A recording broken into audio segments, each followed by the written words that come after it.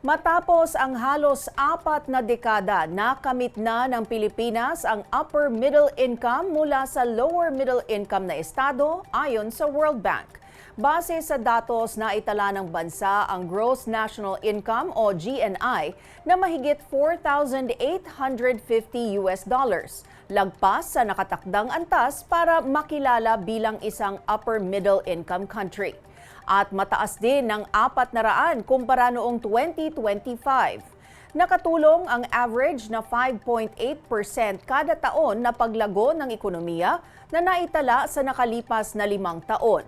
Ayon sa World Bank, economy-wide shift ang naobserbahan sa bansa. Kasama na umangat sa kaparehong estado ang Jordan, Micronesia, Sri Lanka at Vietnam.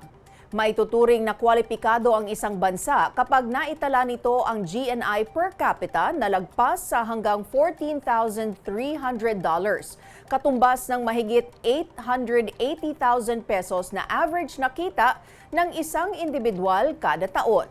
Ang mga dapat asahan ng sambayanan sa income reclassification, inilahad ni Pangulong Bongbong Marcos. Makakasama natin live mula sa Vancouver, Canada, si Chief of Reporters Tristan Nodalo. Tristan?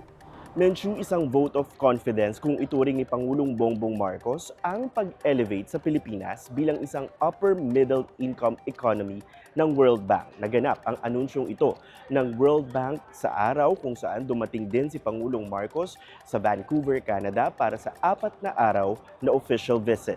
After nearly 4 decades as a lower middle income country since 1987, this milestone affirms that the economic policies that we have pursued over the past 4 years have been effective. It is also a vote of confidence in our country's future. Greater confidence means more investments.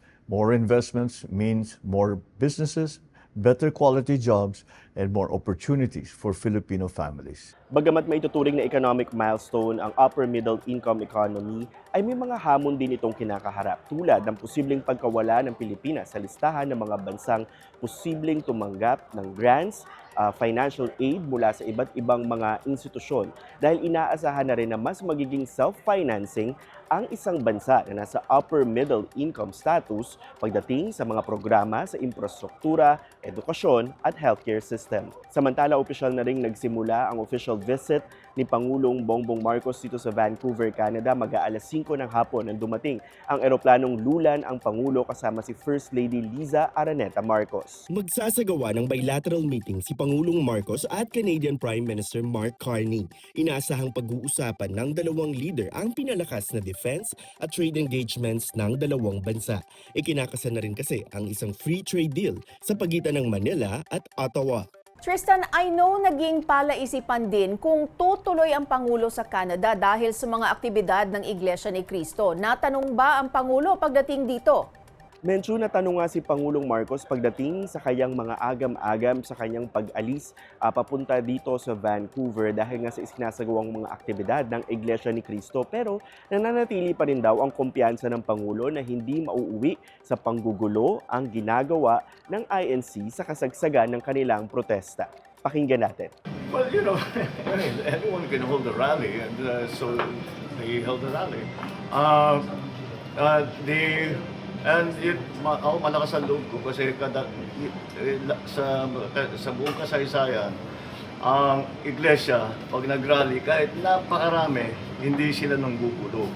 And that for me was the main concern that somebody might get hurt. Problema lang namin is that merong impormasyon na siyempre merong mga mag-infiltrate, mag-agitate. Yun ang inaalala namin. Yung pinaka-importante sa amin, walang masaktan. At yan muna ang mga impormasyong napapanahon at on demand mula rito sa Vancouver, Canada. Balik sa'yo, Mensu. Maraming salamat, Tristan Nodalo, nag-uulat.